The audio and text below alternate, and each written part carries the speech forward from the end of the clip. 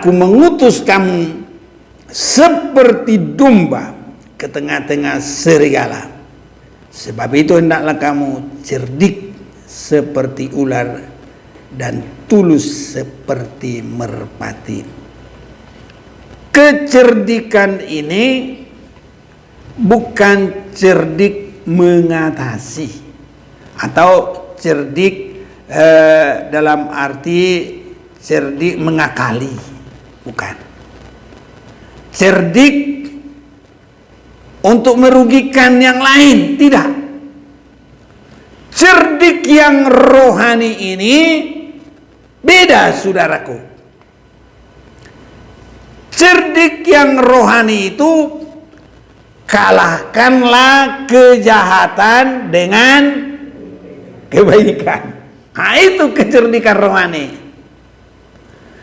Kalau tidak dalam kekudusan dan ketulusan, tidak ada kecerdikan yang begitu. Tidak ada.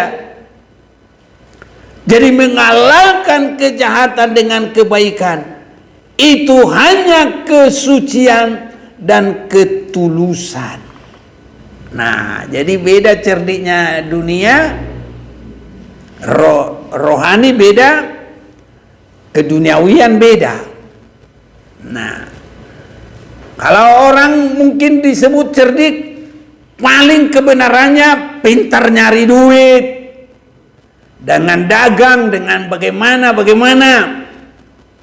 Tapi kalau kecerdikan dalam ketulusan, kalahkanlah kejahatan dengan kebaikan. Nah ini, jangan balas jahat dengan jahat. Berilah musuhmu makan.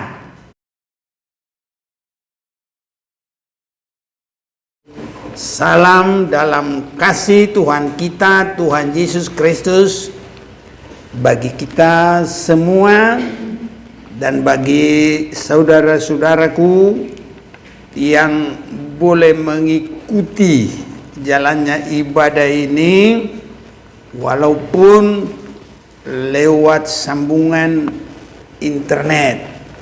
Salam dalam Tuhan kita Yesus Kristus. Salam, Tuhan Yesus memberkati. Saya mau mengajak kita memperhatikan firman Tuhan dalam Alkitab kita, Matius pasal yang ke-10 ayat yang ke-16. Alkitab kita mengatur semua kehidupan kita, orang-orang yang di dalam Tuhan, dalam segala tingkah lakunya selama kita berada di bumi ini.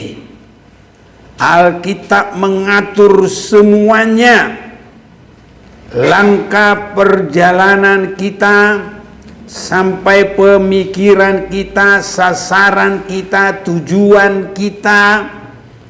Alkitab mengatur sesuai dengan kehendak Allah. Jadi kita harus bisa mengerti mana yang benar-benar dari Tuhan yang hidup, pencipta langit bumi segala isinya, yang kita boleh kenal di dalam Tuhan kita Yesus Kristus. Di dalam Matius pasal yang ke-10 ayat yang ke-16.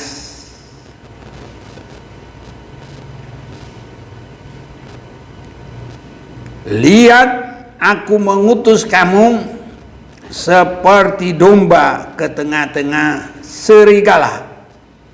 Sebab itu hendaklah kamu cerdik seperti ular dan tulus seperti merpati. Kita akan bersama-sama. 1, 2, 3. Lihatlah, aku mengutus kamu seperti domba ke tengah-tengah serigala. Sebab itu hendaklah kamu cerdik seperti ular dan tulus seperti merpati. nanti kita semakin akan memperhatikan dari mana turunnya apa yang dimaksud seperti domba, bahkan seperti domba di tengah-tengah serigala,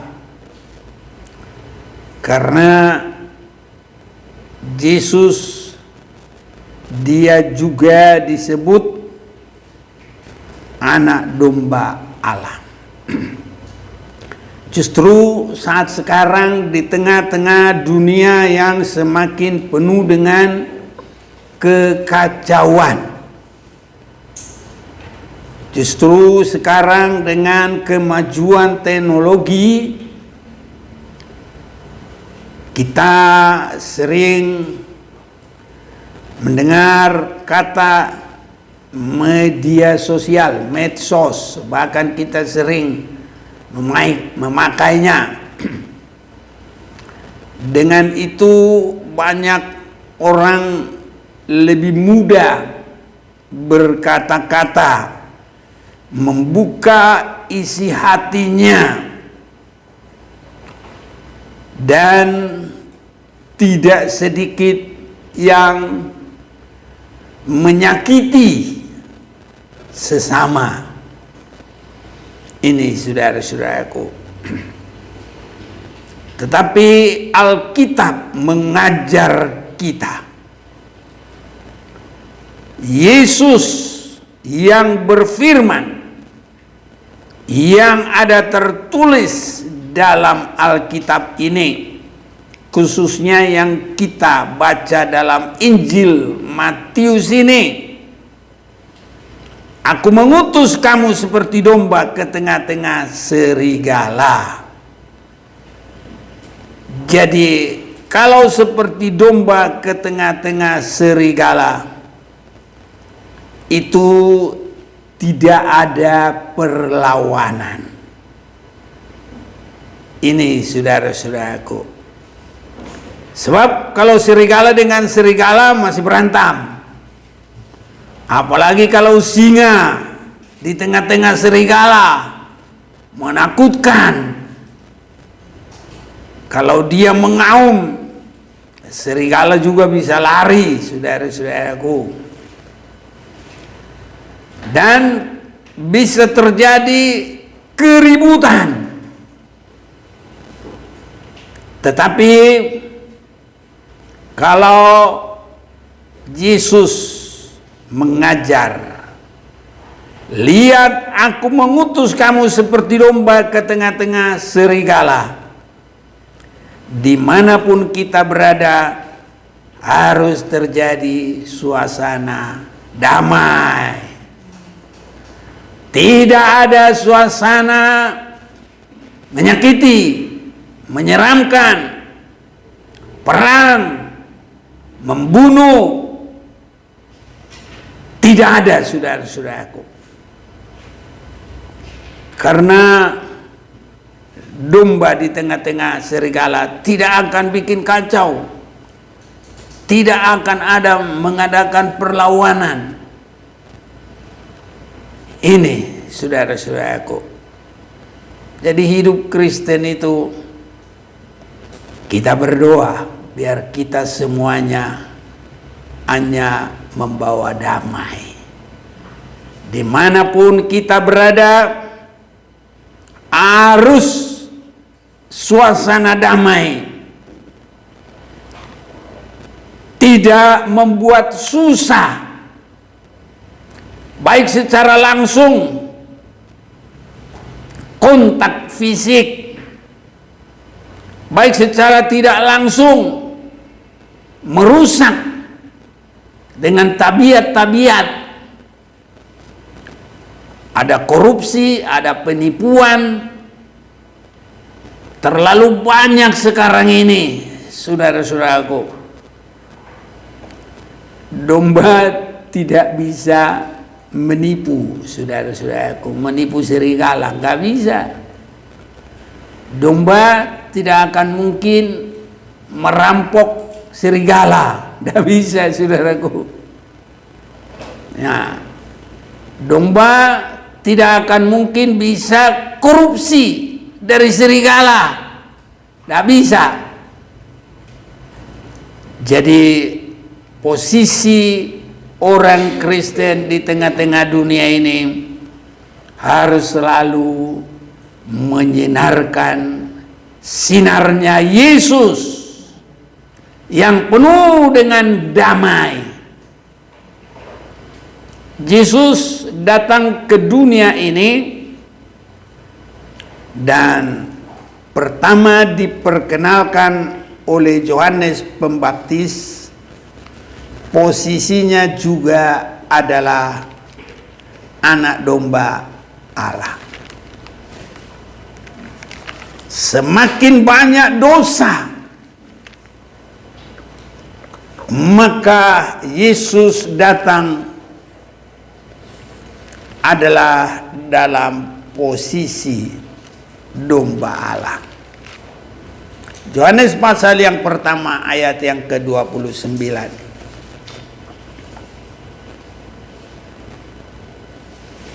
Pada keesokan harinya Yohanes melihat Yesus datang kepadanya dan ia berkata, "Lihatlah anak domba Allah yang menghapus dosa dunia." Jadi semakin banyak kejahatan, Tuhan tidak datang dengan yang menyeramkan. Tuhan datang dengan yang menyenangkan. Tidak menghukum, tidak menghakimi, tidak menyakiti, tidak membalas, justru menolong.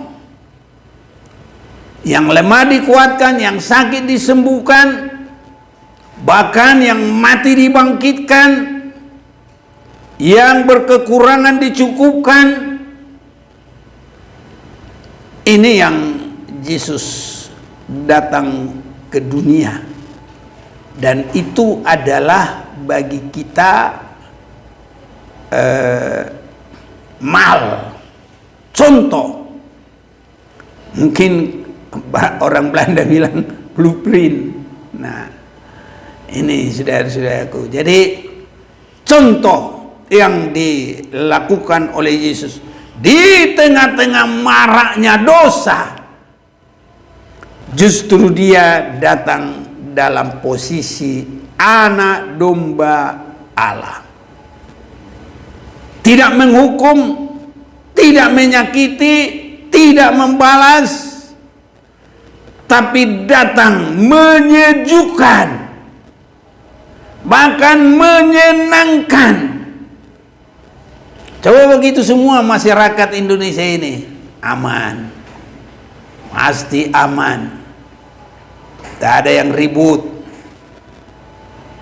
nggak ada yang menyakitin orang, apalagi membunuh, memerangi.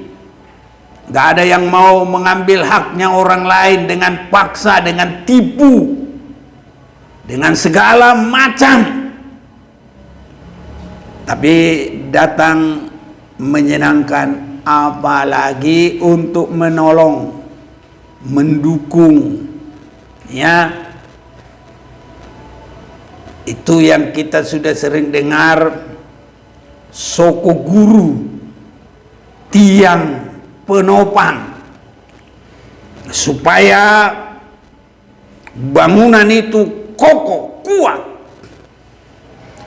Jadi itu harus ada pada kita roh menghidupkan, roh membangun, bukan roh menghancurkan. Ini harus semakin terjadi dan harus semakin nyata.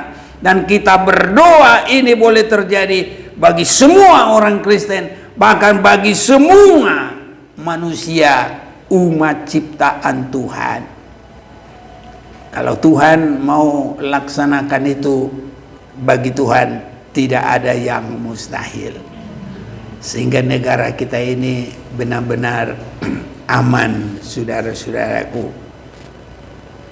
Jadi tidak ada yang merancang pembunuhan. Saat sekarang tidak ada salah pun sebenarnya dibuat salah. Nah, supaya bikin salah, omongannya dipotong, dipelintir, segala macam, dipaksa harus bersalah. Ini juga termasuk tabiatnya serigala. Bukan membawa damai, bukan membawa kepada ketenangan, tapi justru membawa kekacauan. Terus kacau sampai kemana-mana. Ke pengadilan, kehakiman, semua kacau. Ini yang terjadi. Itu sebabnya di tengah-tengah kejahatan yang begitu banyak sekalipun terjadi, Yesus datang dalam posisi sebagai domba. Tidak bikin gusar, tidak menakutkan. Biar Tuhan tolong kita, apalagi di dalam suasana yang paling dekat. Nah, kalau kita sekarang ini berhimpun ya di tengah perhimpunan, kalau di rumah ya, kalau ada opung, papa, mama, anak, kalau ada sudah menantu, sudah ada cucu, nah itu dari sana. Biar suasana domba, bukan serigala. Kalau serigala, biarpun serigalanya masih mengendap-endap, tapi dombanya sudah tahu, wah dombanya kocar-kacir, ada ketenangan. Saudaraku, di mana kita berada, harus kita usahakan ada damai, ada ketenangan. Ini posisi dan tindakan orang Kristen dimanapun kita berada. Aku menyuruh kamu, atau tadi aku mengutus kamu seperti domba ke tengah-tengah serigala. Aman saudaraku kalau ini terjadi. Tapi kalau yang lain, kalau nggak sepaham dengan kita, bunuh. Sudah ada di situ domba, ada serigala. Ya, yang mana serigala? Ya serigala sudah sifatnya pembunuh. Iya. Makanya kadangkala juga kalau memang begitu saudaraku, ya ajaran pembunuh juga ada. Ya, ini saudara-saudaraku. Kalau sudah mulai tidak sama dengan kita, apalagi dia bilang halal darahnya. Ya ini darahnya serigala, suka dia darah saudaraku. Makanya dia gigit. Ini. Tapi kalau domba nggak bisa dia menggigit, nggak bisa dia menyakiti, nggak bisa saudara-saudaraku. Itu sebabnya kita ini harus jadi berkat. Di mana saja pun kita harus jadi berkat. Biar Tuhan tolong kita saudara-saudaraku. Karena posisi kita memang, aku mengutus kamu seperti domba ke tengah-tengah serigala. Sebab itu hendaklah kamu cerdik seperti ular dan tulus seperti merpati. kecerdikan ini bukan cerdik mengatasi atau cerdik dalam arti cerdik mengakali, bukan. Cerdik untuk merugikan yang lain, tidak. Cerdik yang rohani ini beda, saudaraku. Cerdik yang rohani itu kalahkanlah kejahatan dengan kebaikan. Nah, itu kecerdikan rohani. Kalau tidak dalam kekudusan dan ketulusan, tidak ada kecerdikan yang begitu. Tidak ada. Jadi mengalahkan kejahatan dengan kebaikan itu hanya kesucian dan ketulusan. Nah, jadi beda cerdiknya dunia, rohani beda, keduniawian beda.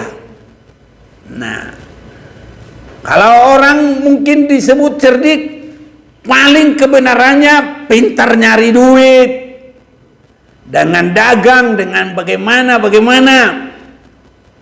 Tapi kalau kecerdikan dalam ketulusan, kalahkanlah kejahatan dengan kebaikan. Nah, ini. Jangan balas jahat dengan jahat. Berilah musuhmu makan. Sama seperti tentara orang Aram pernah datang menyerang bangsa Israel, tetapi bangsa Israel ditolong oleh Tuhan melalui Nabi Elisa. Nah, ini saudara-saudaraku, ada yang ingat itu dalam 2 Raja-Raja? Kalau kita mau baca dulu supaya kita lihat benar-benar kecerdikan rohani berbeda dengan kecerdikan dunia. Kecerdikan rohani berbeda dengan kecerdikan dunia. Nah, ini saudara-saudaraku yang kekasih. Jadi Raja Aram mengutus tentaranya, pasukannya ke Israel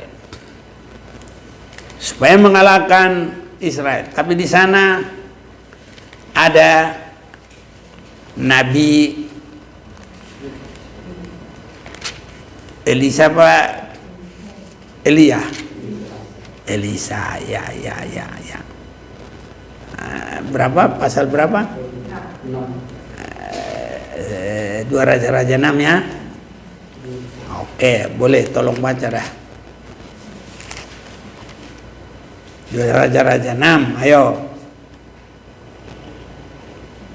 Langsung kita baca 15. Ketika pelayan abdi Allah bangun pagi-pagi dan pergi keluar, maka tampaklah suatu tentara dengan kuda dan kereta ada di keliling kota itu. Lalu berkatalah hambanya itu kepadanya, celaka tuanku, apakah yang akan kita perbuat? Jawabnya, jangan takut, sebab lebih banyak yang menyertai kita daripada yang menyertai mereka. Jadi iman bahwa Tuhan menolong itu ada bagi orang yang memiliki kecerdikan rohani. Harus ini ada. Kalau nggak ada iman ya nggak mungkin dong. Masa begitu? Ya kalahlah kita. Nah, kayak kutu kita nanti di ketek mati gitu. Ya, itu saudaraku. Lalu berdoalah Elisa, ya Tuhan, bukalah kiranya matanya supaya ia melihat. Maka Tuhan membuka mata hamba itu sehingga ia melihat tampaklah gunung itu penuh dengan kuda dan kereta berapi sekeliling Elisa. Ketika orang Aram itu turun mendatangi dia, berdoalah Elisa kepada Tuhan, butakanlah kiranya mata orang-orang ini. Ini bukan karena dia sakit hati mau balas dendam, tidak, supaya nanti orang itu mengerti kuasa Tuhan, supaya dinyatakan kuasa Tuhan. Karena mereka bukan buta sungguhan, nanti didoakan lagi pada waktunya. Ketika orang Aram itu turun mendatangi dia, berdoalah Elisa kepada Tuhan, butakanlah kiranya mata orang-orang ini, maka dibutakannya lah mata mereka. Itu dibutakan Tuhan sesuai dengan doa Elisa.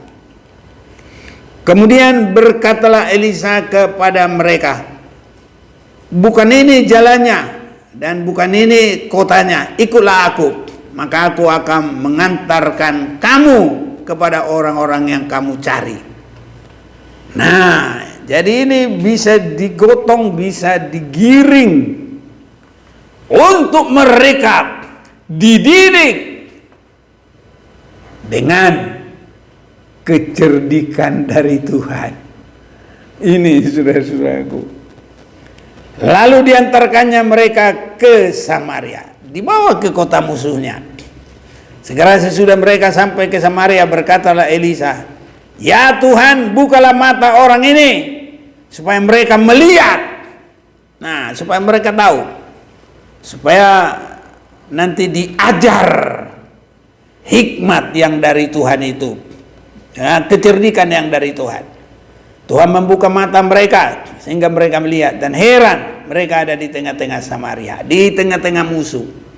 Lalu bertanyalah Raja Israel. Nah, ini belum mengerti benar ini raja ini kepada Elisa. Tatkala melihat mereka, kubunuhkah mereka Bapak?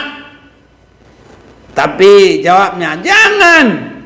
Nah, karena Tuhan membawa sifat manusia yang berkenan kepada Tuhan, tidak merugikan, tidak menyakiti, apalagi tidak membunuh dengan cara apapun. Tetapi jawabnya, jangan.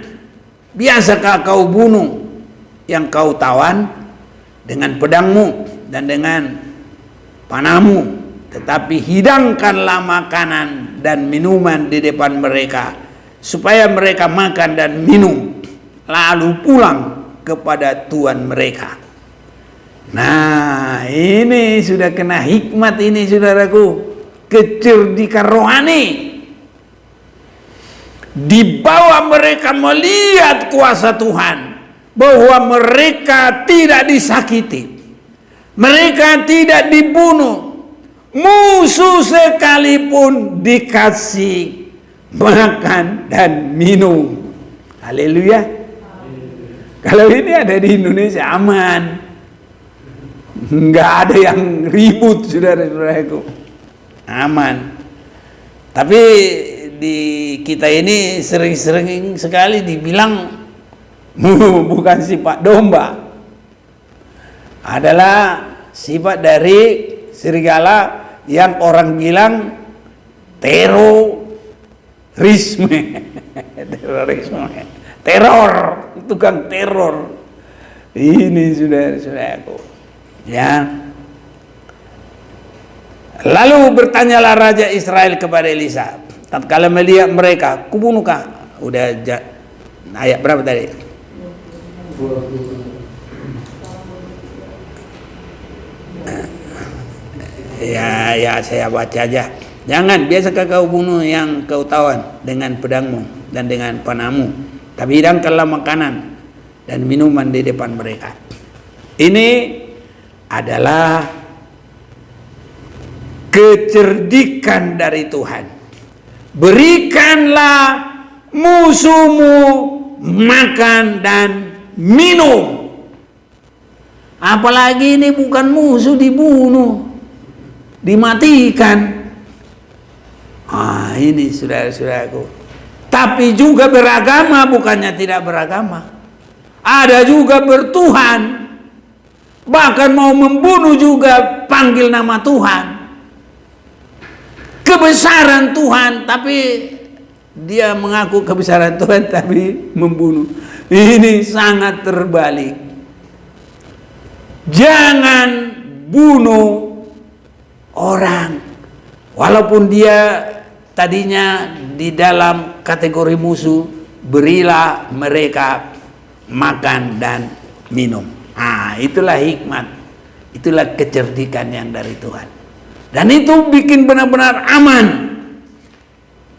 Lalu pulanglah kepada Tuhan mereka, disediakannya lah bagi mereka jamuan yang besar. Wah, maka makan dan minumlah mereka. Sesudah itu dibiarkannya lah mereka pulang kepada Tuhan mereka. Sejak itu tidak ada lagi gerombolan-gerombolan Aram memasuki negeri Israel. Wah, ini benar-benar kecerdikan dari Tuhan untuk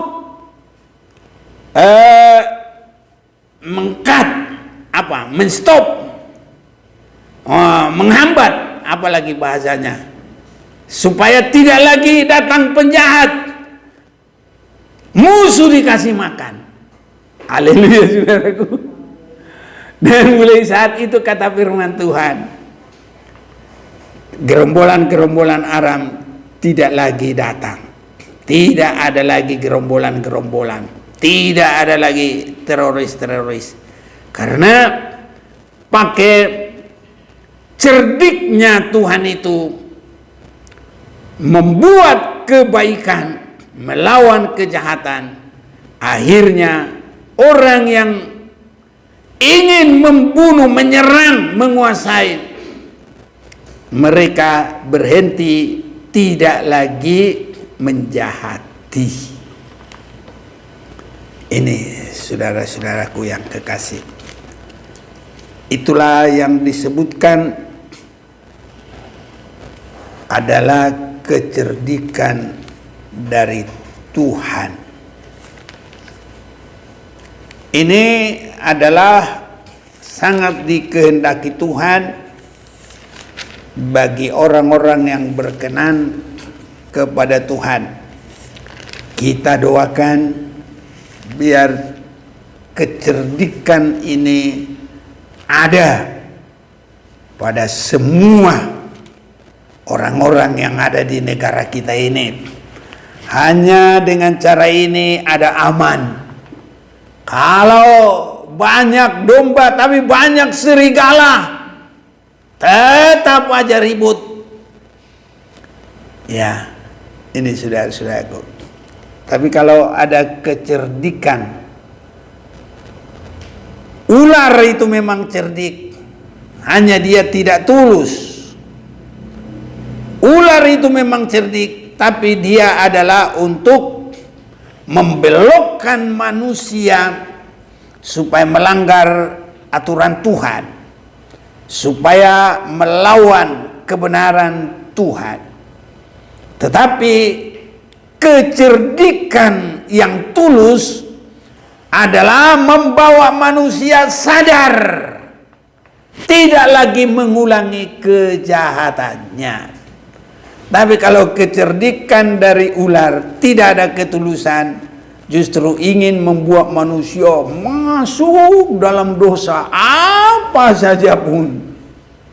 Semua manusia ini digoda untuk melakukan dosa sesuai dengan masing-masing manusia itu digoda dengan caranya kecerdikan setan. Dan manusia itu jatuh di dalam dosa dan meninggalkan kekudusan.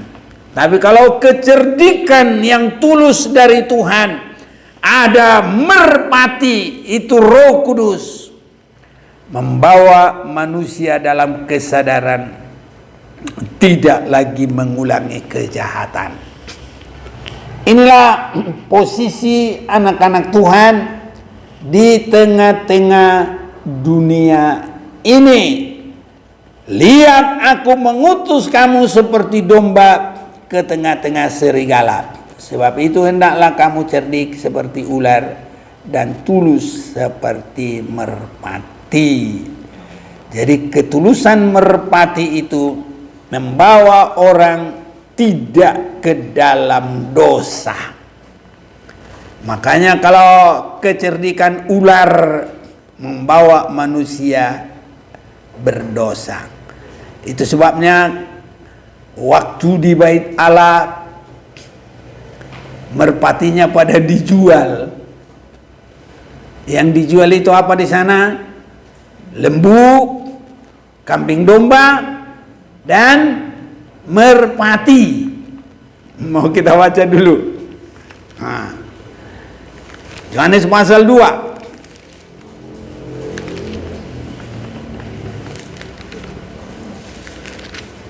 Yohanes pasal yang kedua ada perikop Yesus menyucikan bait Allah.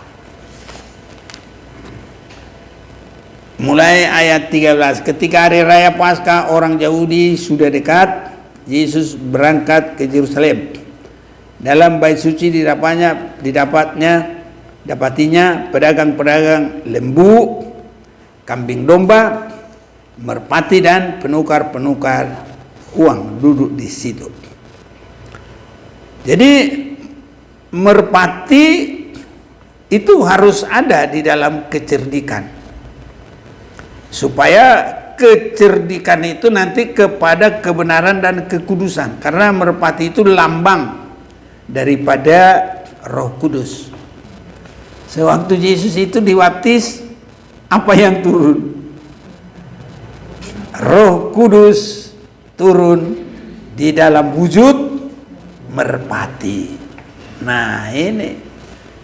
Jadi kalau manusia sudah jual merpatinya, tinggal ular, ya manusia itu kecerdikannya itu semua kejahatan.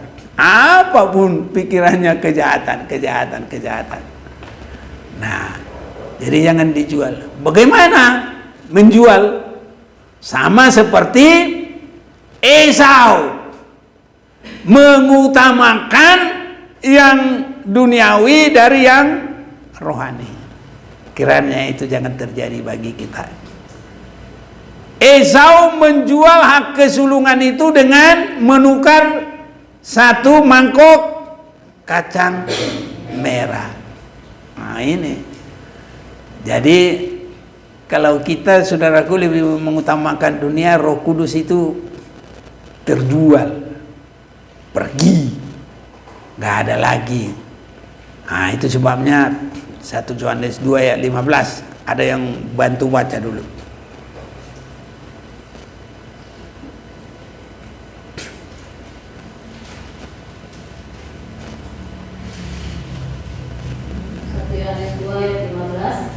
Janganlah kamu mengasihi dunia dan apa yang ada di dalamnya. Jikalau orang mengasihi dunia, maka kasih akan Bapa tidak ada di dalam orang itu. Iya, kasih itu adalah pertama buah dari Roh Kudus. Jadi kalau kita mengasihi dunia, itu sama, hak kesulungan ditukar.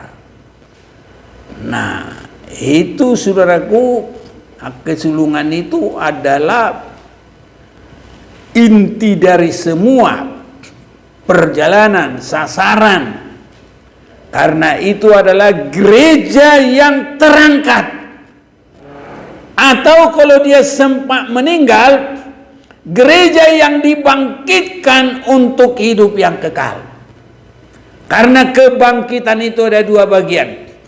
Kebangkitan orang benar untuk hidup yang kekal, pertama. Nanti kebangkitan yang kedua adalah sesudah 1000 tahun. Jadi kebangkitan orang benar dengan kebangkitan orang tidak benar, jarak waktunya 1000 tahun.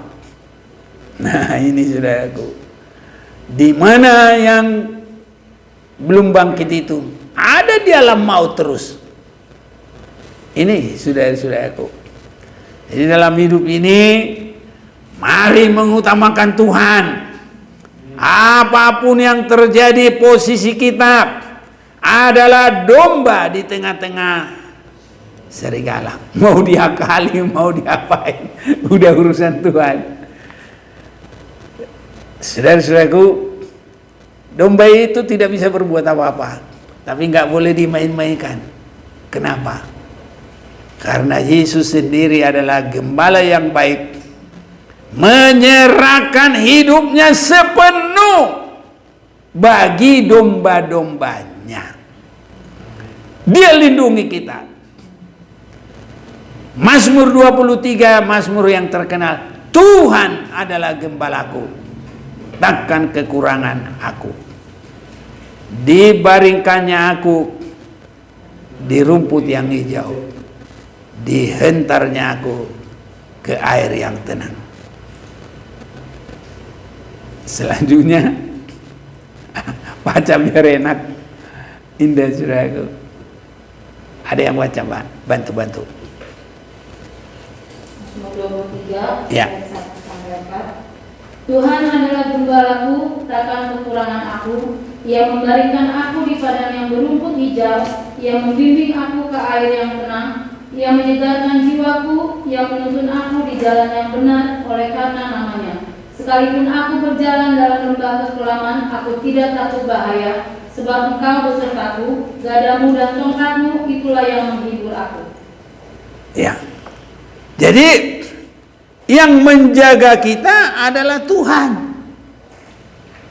Nah, kalau Tuhan yang mempermalukan seseorang, itu bukan kita lagi. Posisi kita tetap domba di tengah-tengah serigala. Kalau Tuhan yang menjaga, Tuhan yang mempermalukan, ya itu urusan Tuhan. Ini saudara-saudaraku. Jadi posisi kita tidak melawan. Kita sudah mendengar Matius pasal 20 ayat 1 sampai berapa? 16? Ya.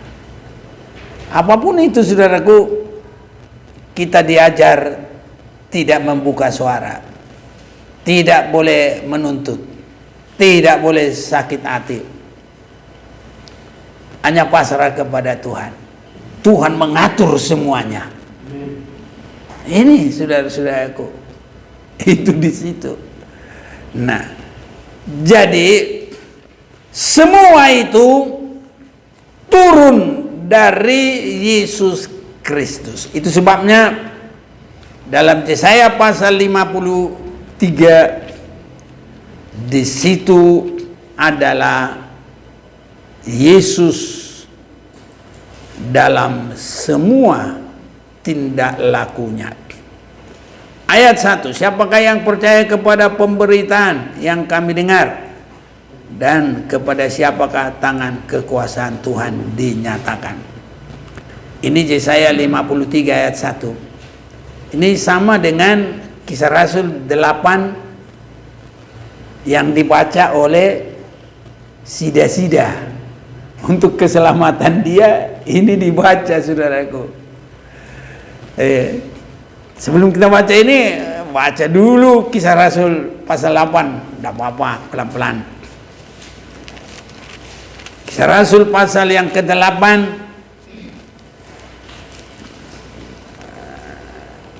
ayat berapa ini?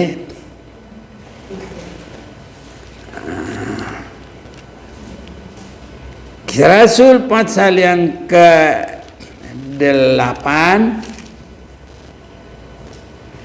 ya, ayat 32 ya. Nas yang dibacanya itu berbunyi seperti berikut.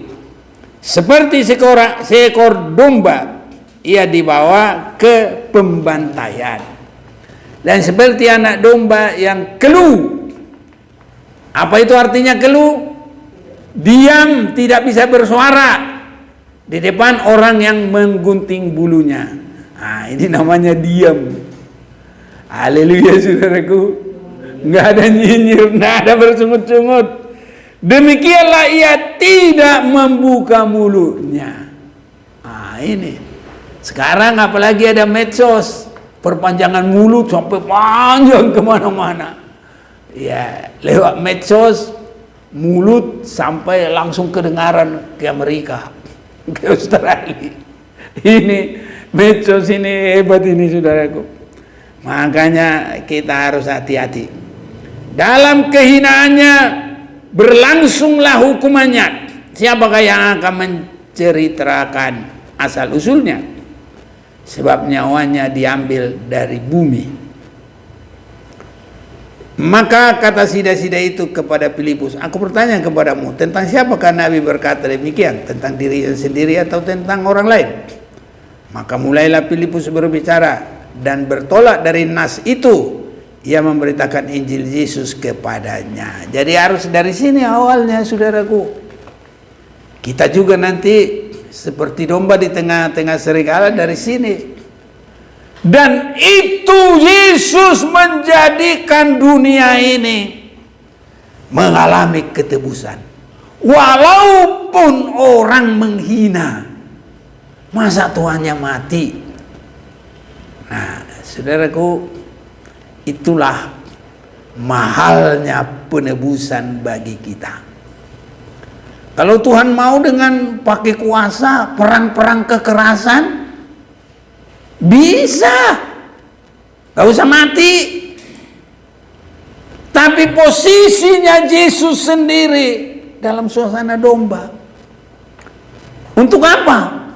Pertama sekali ada domba. Itu adalah di Paskah, waktu keluar dari Mesir. Sembelih setiap rumah semua supaya ada kelepasan. Itu permulanya, dan itu contoh kepada Yesus. Dan Yesus contoh kepada kita. Harus begitu urutannya saudara-saudaraku. Nah, jadi di tengah-tengah maraknya dosa, Yesus tidak datang menjadi raja segala raja. Nanti itu akan terjadi. Segala lutut bertelut, segala lidah mengaku. Pasti terjadi. Tapi waktu dia masuk sebagai domba, orang mengolok. Masa Tuhan mati? Ya memang sudah ditinggalkan kealahannya. Sengaja dia menjadi manusia untuk jadi domba. Mati tersembelih.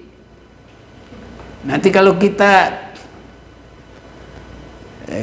juga mau lihat lagi nanti dalam Roma pasal 8. Ini pasal 8 ini. Roma pasal 8 juga kita mau baca dulu ini.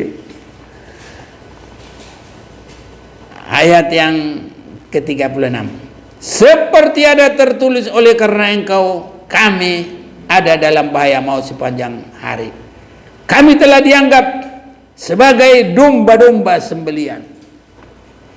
Kalau domba sembelian ini nanti benar-benar sudah disembelih, dikuliti lagi. Semua harus jelas, dipenggal-penggal lagi. Nah, ini anak-anak Tuhan menerima penyucian firman. Sendi dan sumsum, ingatan dan niatan hati, semua harus jelas.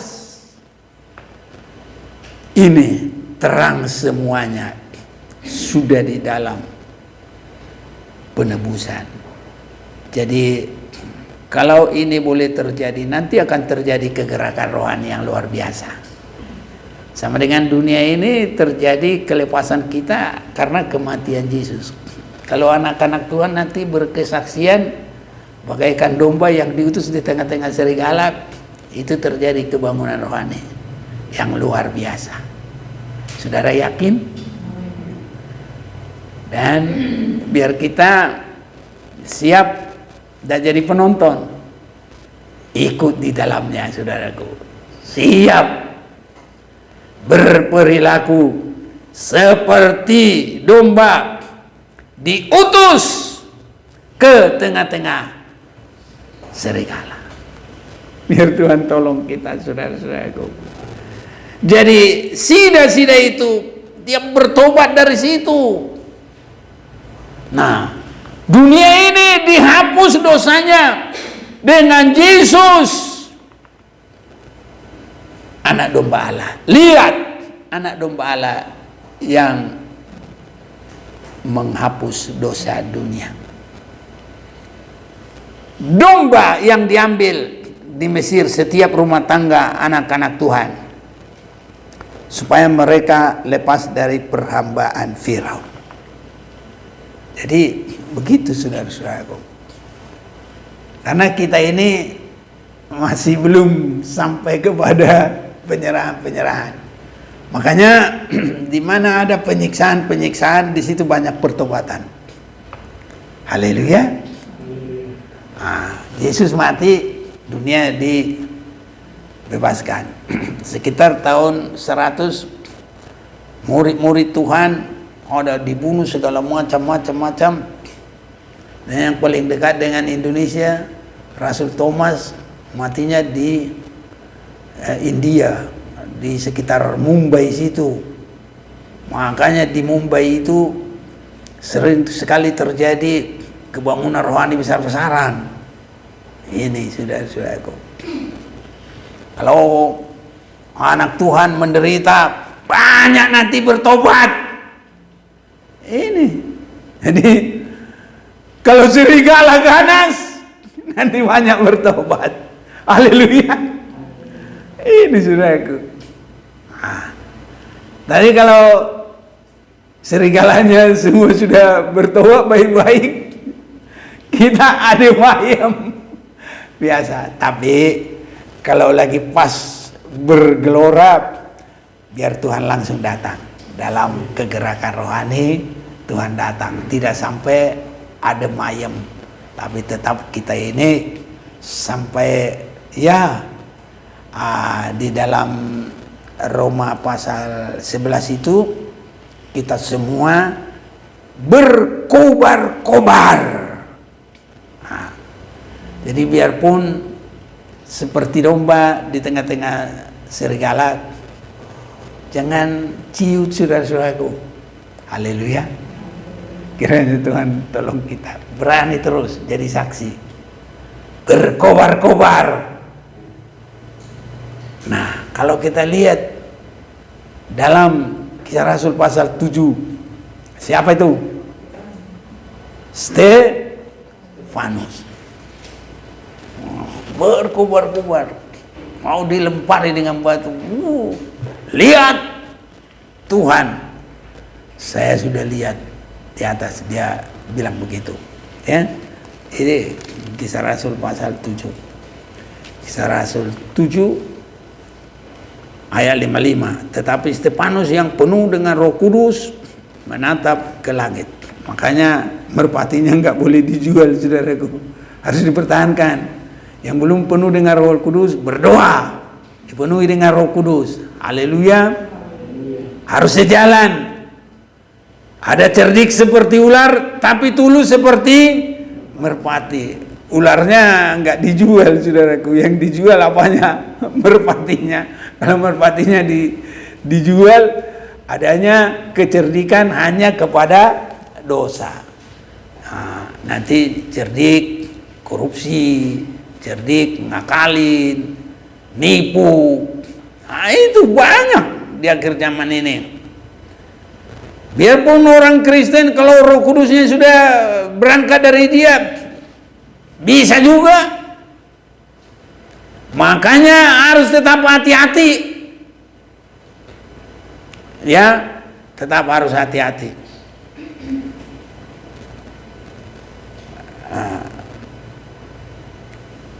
Yang penuh dengan Roh Kudus menatap ke langit, lalu melihat kemuliaan Allah, dan Yesus berdiri di sebelah kanan Allah. Haleluya. Jadi itu tetap kita bisa pandang Yesus. Bila kita bagaikan serigala di tengah, kita domba di tengah-tengah serigala, biar sakit, tapi kita bisa melihat Yesus. Inilah saudaraku penghiburan bagi kita. Lalu katanya, sungguh aku melihat langit terbuka dan anak manusia berdiri di sebelah kanan Allah. Maka berteriaklah mereka dan sambil menutup telinga serentak menyerbu dia. Mereka menyeret dia keluar ke kota lalu melemparinya, dan saksi-saksi meletakkan jubah mereka di depan kaki seorang muda yang bernama Saulus. Nanti karena domba di tengah-tengah serigala, nanti Saulus juga jadi bertobat. Ini saudara-saudaraku, ini sambil berlutut. Sedang mereka melemparinya, Stefanus berdoa, katanya, "Ya Tuhan Yesus, terimalah rohku." Haleluya saudaraku. Sambil berlutut berseru dengan suara nyaring, "Tuhan, janganlah tanggungkan dosa ini kepada mereka." Haleluya saudaraku. Tetap jadi berkat. Mau mati sekalipun, menderita sekalipun, nggak boleh sakit hati. Haleluya. Ada kekuatan yang dari Tuhan bagi kita. Disakiti pun tak boleh membalas. Dan dengan perkataan itu meninggallah ia. Mari saudaraku mau datang kepada Tuhan.